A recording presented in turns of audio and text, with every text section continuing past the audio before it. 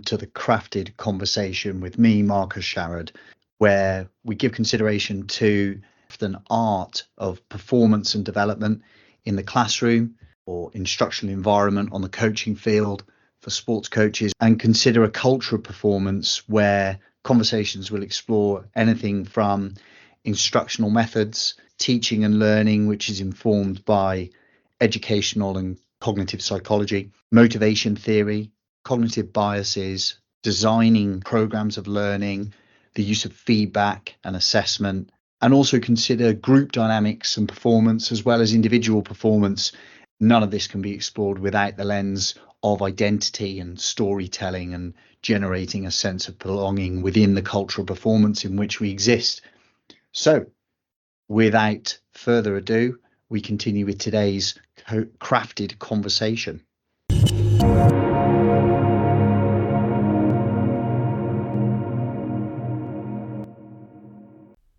Welcome back to the Crafted Conversation with me, Marcus Sharrod, where the crafted concept of learning and development centres on our learning environment, learning design and learning critique, both as an individual and as a team. Today I want to spend some time thinking about how different opportunities for learning design can actually inhibit or kill the potential for learning. But before I do so, excited to have hit a couple of podcasting milestones, if you will stick with me. One being, I have a discount code, which means something must be going well. As you know, Keynote Educational are the partner of the podcast. They've got a fantastic reach into the education continued professional development setting, running series of courses across a range of subjects and different subjects, a teacher who's looking to develop their practice, an aspiring middle leader, existing middle leader who's looking to develop their leadership or indeed senior leadership and management team. Keynote also offer a fantastic range of conferences. This is one of the biggest growing areas of their business, and it is both course bookings and conference bookings when you can apply as a Crafted Conversation listener the discount code CRAFTED10. That's CRAFTED10 for your complimentary 10% discount on your booking. Listeners should add CRAFTED10 at the checkout, and again, code is valid on all courses and conferences. The second milestone, which I'm pleased to share with you listeners, is that we've reached a point that the listenership is such that I am receiving questions. And so I think it's important to highlight, please do get in touch with me. My socials are always at the end of the podcast episode, but you can find me Marcus Sharrod on LinkedIn, which is probably the area I check the most, unless you send a direct email to marcus@thecraftedconcept.co.uk. I've been receiving questions and will be addressing those towards the end of the podcast today. I'd actually like to go one step further and welcome and encourage those questions to come in. It's great to kind of drive the curiosity within the listenership and give me an opportunity to address your responses to the content that we're putting out on the Crafted Conversation. So for any question that is read out podcast, I will offer a free 30-minute performance coaching conversation. I'll get in touch with you. So be it through LinkedIn or direct into the email. If your question is chosen to be read out and addressed on the podcast episode by myself and my guests, then I will offer a free 30-minute performance coaching consultation discussion.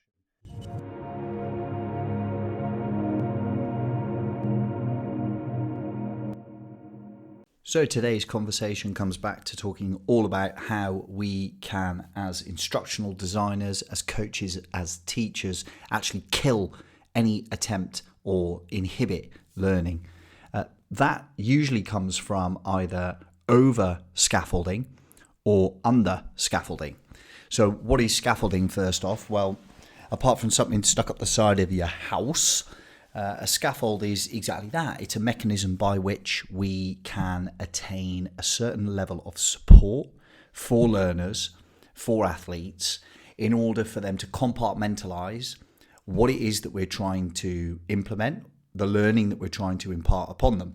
So, for example, a novice rugby union player will break down the very complex skill of tackling a moving player, usually by having played a lesser contact version of the game, which requires them to, for example, in a game of tag rugby, bend down low to simulate the tackle position and steal or take a tag from an opposition player around their hips. That could be an example of a scaffold. When you take that into a full scenario whereby you want someone to perform a traditional full contact rugby union tackle, then that would involve compartmentalizing, taking each movement at piecemeal, at which point you would focus on body height, on the actual technique of wrapping around the individual, of driving with the shoulder, using the legs, etc. Put that into a classroom setting, then we're talking about worked examples, modelled examples by the instructor, by the expert, that being you, the teacher, or the coach who's delivering a piece of analysis on a forthcoming football match. By scaffolding, you are breaking down that particular skill component, that learning component, into chunks that can be simulated by the learner in order to allow them to access that particular learning. So that is what a scaffold is. Now, in the case of instructional design, which considers an attempt to impart learning, then the research that I'm discussing here was way back in 1989, actually, a researcher called Richard Clark, who explored let's do a meta-analysis here of all the different ways in which research has actually not worked, where the research item has failed and the control group has actually outperformed the research group. And in doing so, he was able to ascertain the fact that instruction is absolutely set up to support the individual learner or the individual groups of learners with similar knowledge that they already possess. In essence, what we're saying here is that any kind of learning design which is too open, too broad and abstract assumes a level of prior knowledge which does not exist in those that are in front of you. Now, that might be certain tactical awarenesses on a football pitch. It might be in a physical education classroom like my own, assuming that pupils have a requisite understanding of the musculoskeletal system to be able to go straight into some kind of movement analysis, working out which muscle is a prime mover and how the tendon of that muscle pulls on a certain bone to generate movement at a joint. They are assumptions of learning which, if the learning design is too open, it's too varied, with too many variables, then you're actually going to have a negative effect on learning. So despite the fanfare around independent learning and throwing athletes in at the deep end, allow them to discover, to make up their own games, to learn on the spot, well, actually, those methods are disproven when it comes to a more novice standard or a lower, I don't want to say beginner necessarily, because anyone can be a beginner at any given time. And actually, that's an important point to make here.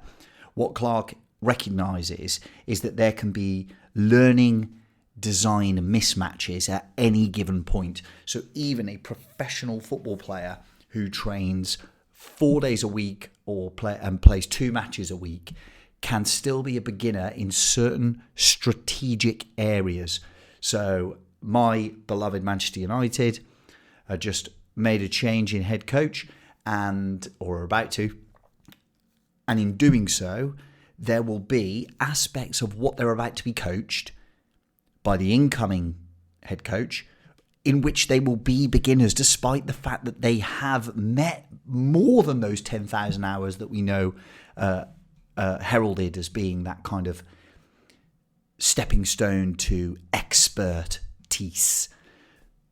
But in that given moment, for that particular out of possession strategic ploy or whatever it may be, that corner routine, they will be beginners. Because being a beginner, being a novice, being an expert is all domain specific. And by domain, all I mean is the individual area of learning. Now, the opposite can be true when someone who does have an expert level of knowledge or possesses a higher level of existing knowledge, when the instructional design, the learning design is too formulaic, too piecemeal, structured, then actually that limits the abilities of those individuals to draw down on their existing schema, their existing memory traces, their existing learnings, and then elaborate upon those and apply them into the new situation, experiment, synthesize, all these higher processing skills, which we know can then be re-encoded back into the long-term memory for future use. But by making the learning design far too structured, then actually you're limiting that individual's capacity and very likely their motivation to be fully engaged with that particular learning activity. Clark also emphasized and acknowledged the fact that to over-emphasize rote procedures, memorizing, following very strict procedures in order to rehearse steps or processes by which one can achieve learning, actually will ultimately fail to equip the learner, the athlete, with the ability to apply that knowledge in a flexible and meaningful way. And what I mean by that is that in an extremely well-drilled team sport, then if those individuals are taught passing patterns in such a way that it is rote, it is when you receive the ball here, you give the ball to this person here at all times, without any flexibility and any ability to read the situation and apply their knowledge of passing patterns and space on the field in different ways, in unique and flexible and malleable ways, then actually they are limited. Their capacity to perform in the moment in randomized situations, which of course all team sports are, highly open, highly randomized, unpredictable, then that person's capacity is limited. And you see that a lot in, I obviously use football as my main kind of lens by which I view these things from a sporting perspective. Football teams that are incredibly well drilled. You could go and watch them in training and think they were the best team in Europe, and yet put them onto a pitch in that randomized, unpredictable situation, then something doesn't quite click. They don't have that flexibility. They don't have that experiential application of their skill set on which to draw upon. The same can be true of learners in a classroom. You may teach the most procedural, precise mechanism by which to discuss a certain learning area. In English, some sort of language analysis through the same text every time, same style of text every time. But unless we're willing to go back and view language through the medium of poetry and through the medium of fiction, past, present, different authors, different voices, different lenses, then actually your understanding of that language is far too linear. And in being linear, when asked a particular question at a particular time during an examination or assessment situation, then you're not able to apply your knowledge of that language, your rich, deep knowledge and application of that language in such a way that you can synthesize and access those higher order marks. So unfortunately, what this means for teachers, coaches, instructors is that our approaches need to be cognizant, thoughtful around the type of learner that we're dealing with in that particular domain. So are we talking about someone who has a requisite, very good expert level understanding, our professional footballer in a skill-specific environment, let's say, the ability to deliver certain patterns, passing patterns, were executed with technique in a certain manner? Are we talking about our A-level student who is cycling back to material that they've been taught previously and spiraled back to with retrieval practice on numerous occasions? Or are we talking about an individual who, at this point, actually has a fairly beginner, fairly novice level understanding the first time that you're teaching in the classroom, or the first time that you're delivering a certain reaction in a transition of play, moving from in to out of possession, a counter press, whatever it is? Is it the first time that this group of individuals have actually been coached in that certain way? And therefore our instructional design has to be thoughtful and meaningful around those particular domains, and our understanding of the ability and requisite knowledge, requisite strategic and learning understanding that those particular students or athletes possess. If we feel that there's a beginner level, then of course we're going to have to be more distributed in the way that that practice is delivered. And what I mean by that is we're taking the time to offer questions, deliver model examples, maybe provide that scaffold via some worked examples, model on the board, model via the video analysis, and actually show a team that do that particular counter press from into out of possession in the way that we want to. Guiding through structured movement patterns, game models, exemplar answers in the classroom, all provide that scaffolded learning experience that's going to reduce the cognitive load on that particular learner or athlete. Because as we well know, as the crafted concept discusses on many occasions, cognitive load theory shows us, demonstrates to us time and again that our working memory, that capacity to think and adapt in the moment, is incredibly limited. And therefore we need our learners and athletes to absorb those essential principles, those step-by-step procedures, without being challenged by more complex cognitive tasks such as chunking them together in that moment.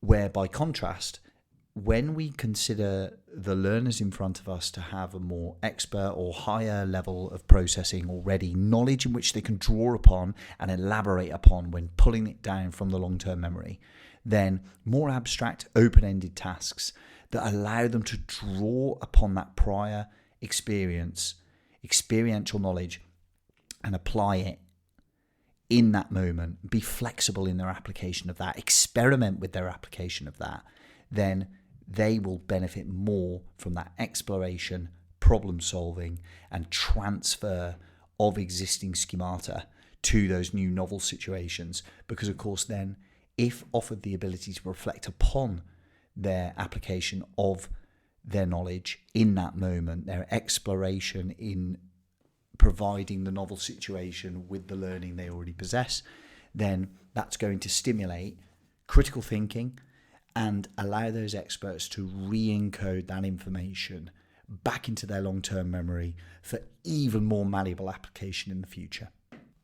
I want to close by talking a little bit about the third principle of the crafted concept, which is learning critique, because we can't consider our learning design, which this particular conversation has been about, unless we have a really decent understanding of where the pupils in our classrooms and the athletes on our sports fields actually are. And we can't know that unless we've assessed them in some manner. Now, how do you assess them? Regularly track their progress? Well, in a classroom, that is easier. It's that regular low stakes assessment, which is recorded and mapped against their potential outcomes, be those projected outcomes from the Fisher Family Trust or from Midges and Alice tests, or is it a case that we're talking about learning critique on the sports field where we're saying, okay, over regular analysis that we're doing of the players in the team, I know how many successful passes they're making, I know how many forward passes they're making, I know how many meters they're running, high speed meters they're running, etc. Then I've at least got a base level of assessment in which to know and have an understanding of what they already know, And by knowing what they already know, I can hold them to account in the way that I design the particular coaching session, the instruction in the classroom, the instruction on the field. And I would go further actually for sports coaches to say that we need the classroom activity, the post-game analysis, anything that's kind of video, anything that's done off-pitch. Off-pitch learning is a brilliant opportunity for you to gain an understanding of and critique the learning of the team as a whole, as individuals, or as units within a team, be that defensive, offensive, midfield, whatever it is. And therefore, classroom activity must, as I've said on so many occasions, just be coach-driven, stand at the front, chalk and talk. That should simulate a classroom environment, the one that I'm stood in every day in the day job, because you need to draw understanding, assessment from the learners by questioning, by them giving examples, by them applying what they know to different situations, by them having the opportunity to work in smaller groups and turn and talk to one another, and you go around and just be an observer, a listener, and have a better understanding of and critique of the learning of those individuals that are in that room that are going to be on that pitch. Because otherwise you might find that you've designed the best coaching session in the world that talks about the way you're going to play in possession against a certain team at the weekend. However, you don't know enough about your players, and your instructional design is too abstract for them or is too structured for them, and therefore you are killing learning.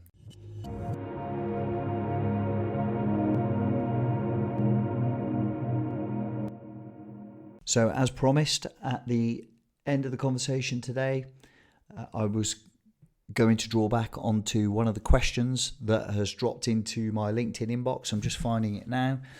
This was from a colleague in the education sector at a school down in southwest London.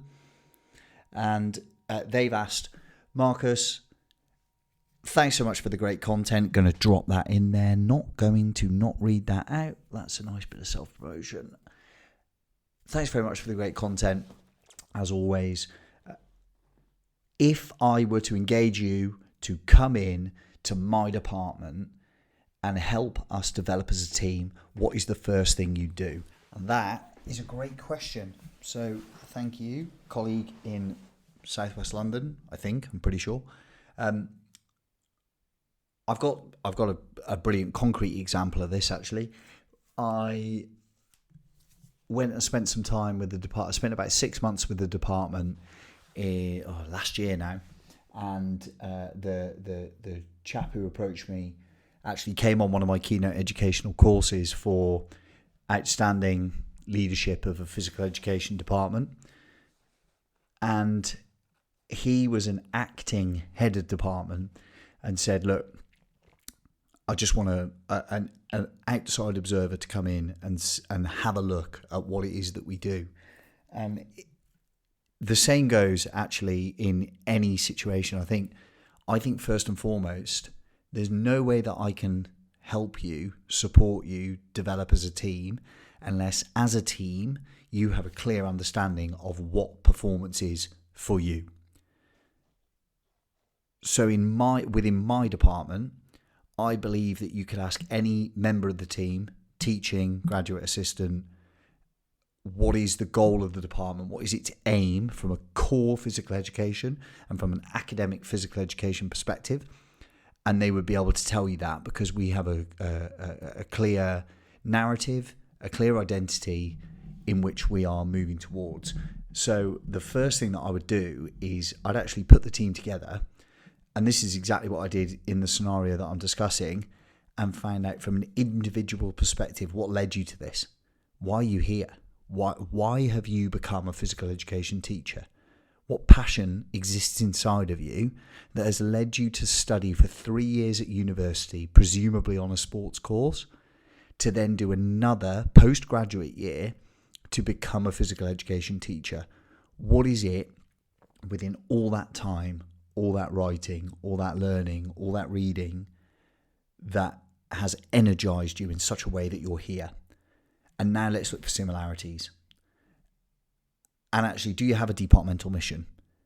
And prior to going in, of course, I'd want to read the III document or the strategic plan and actually see whether it makes any sense or whether it's just something that's been churned out because it has to be.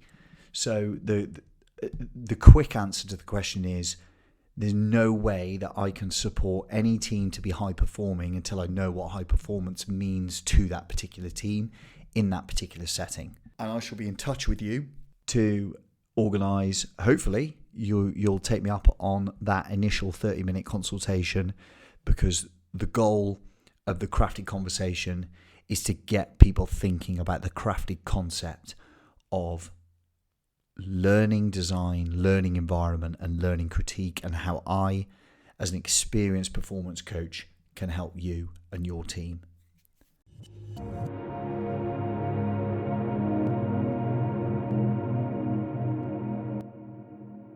As ever, feel free to shout me up. My socials are linked into the show notes at the bottom. You can find me on LinkedIn as Marcus Sharrod. You can find me on Instagram at The Crafted Concept, or just drop me an email straight in, marcus@thecraftedconcept.co.uk. Would love to hear about how I might be able to support your performance environment. Until next time.